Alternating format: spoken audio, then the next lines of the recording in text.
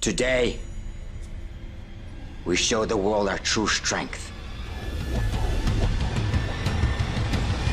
Perhaps it will give you some as well. Can you feel that?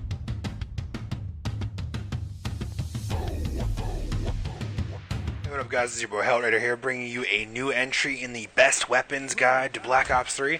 I finally unlocked a bunch of weapons this past weekend. One of them is the NX Shadowclaw, which I'm showcasing here today. I'm going to explain, this is going to be actually a two-part episode for this weapon, because there's two different ways to use it. The first way to use it, which you're going to see all throughout this gameplay, is basically a little bit more spammy and a little bit more ranged, if you will. I'm going to be hitting out long shots for this gameplay, and you can really see some of the distance I cover with these bad boys. If you don't know, the NX Shadowclaw is pretty much a combination between the fan-favorite ballistic knife from Black Ops 1 and Black Ops 2, and also a combination from the crossbow from both of those games. The key difference is it doesn't have an explosive arrow like the original crossbow did, and it's also not a two-handed weapon and a one-handed sidearm, just like a pistol, which is quite nice. It allows a lot of different styles of gameplay to be done.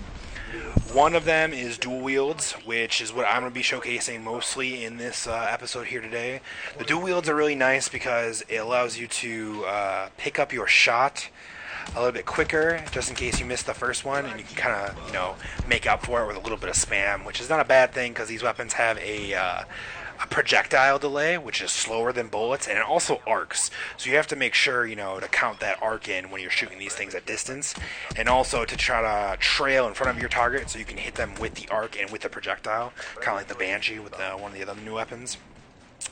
My class setup for this style of NX Shadowclaw, if you will, is going to be Ghost, Scavenger. I had 6 Sense on, so I had 2 perk ones. Scavenger, I had Blast Suppressor, and I believe I had Awareness on too, so I can kind of sound whore a little bit and creep around and knock people out from a distance and get up close if I need to. Scavenger's really nice on these weapons because you only have 6 shots in each bow, if you want to call it, and then 12 as a backup, so it's 1 reload for each side. And if you're the type to not really go and pick up your bolts after each shot, you're going to need Scavenger to pick it up off the dead bodies, which makes it a hell of a lot simpler than doing it without. If you're trying to go for dark matter for this weapon, a couple of helpful hints when doing long shots specifically. If you notice how the aimer's set up, where it has the points, I guess you want to call it, or the lines to judge arc, right? Well, those lines don't really mean jack shit. I would tell you how to judge arc either by the middle line or the bottom of the pointed line. Most shots, like that infection shot and the shot you're about to see up here, is about putting that bottom point about halfway in the middle of the window of your target, and then just kind of spraying across the board and pelting them with a barrage of arrows, if you will. One of the easy ways to get the Cherry Blossom camo is when you have the bayonet attached. Each stab with the bayonet attached counts as a kill for the weapon, so it counts as one of the 50 kills without perks, and it's quite nice, especially when you run out of the bolts to actually fire at people, so that helps out a lot. And also, it acts as a one-hit melee, which is very rare to see in this type of game. A lot of good specialists to run with the crossbows, or NX Shadowclaws if you want to call them, is Firebreak. When you have the spammable ability, you can kind of burst a room so they can't move and one-shot a lot of people as they're stuck in the Firebreak. Another good one I found out was Ripper, for sure. Ripper was really nice because when you're running dual wields and not the bayonet, when you get up close and you kind of get I'll say panicked, because there was definitely a few clips in here where I get panicked and I couldn't actually land any of my shots. You can just kind of ripper them right in front of you, and you commando lunge across the board, which is really calming and nice to get across. With that said, the only tacticals, or the only grenades I use are tacticals, which is a concussion grenade to slow down enemies so they can't really dodge the arrows. You'll see probably in your own use or in your own time, or maybe in some of these clips, I don't really know, that I'm behind enemies. They don't even know I exist, and I'm shooting them in the back, one arrow at a time, trying to make not too much noise, or spam, I should say.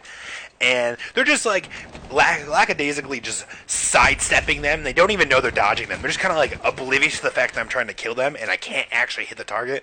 Luckily, I usually get the kill eventually with enough bolts or enough like walking into the bolts, I should say.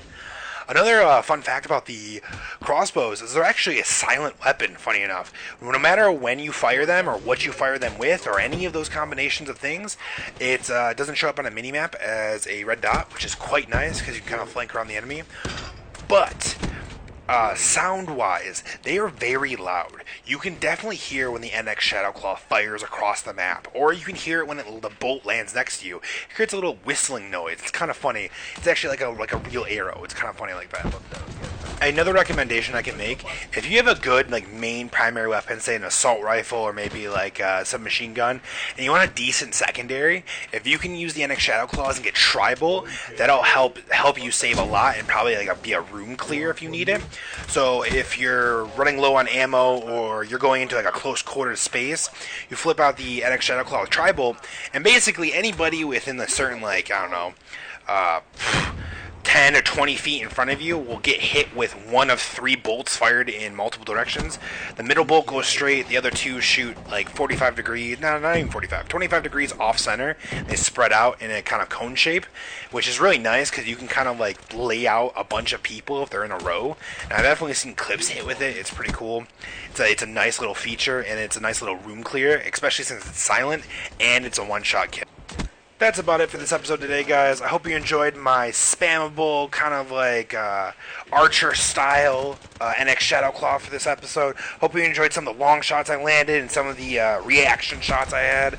I had a couple nice little clips and nice little sprees in here. Hope you guys really enjoyed it. If you guys have any questions or want to see any, like, I don't know, special, I guess, shot lineups or maybe some easy long shot maps or something like that, please leave a comment down below. If you like my gameplay, if you like the carnage that you can see with the NX Shadowclaw, please leave a like, comment, tell me what your favorite part is or what your favorite DLC weapon is thus far. And as for now, this is your boy Hellraider, signing off. Actually, just kidding. In the last couple clips that come, you'll see the last long shot that actually lands me dark matter for the NX Shadowclaws. And even though it only says diamond and gold, I do have dark matter unlocked. It's for the DLC. The DLC weapons act weird sometimes. So I hope you guys enjoy it. And for real, this is your boy Hellraider, signing off.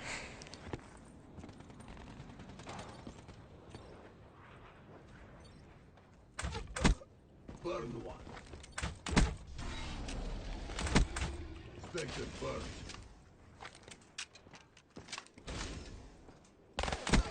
Threat neutralized.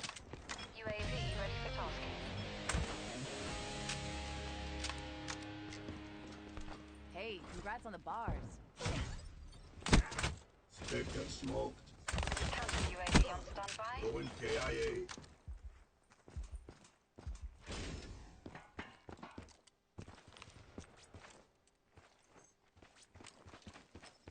Hostile guard.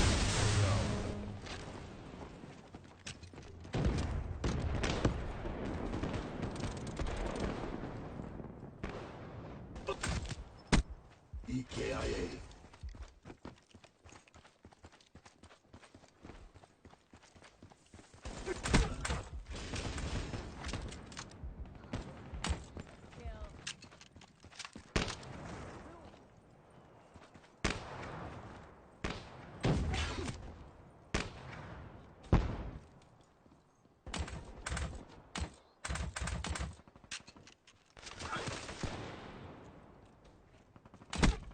Shut out.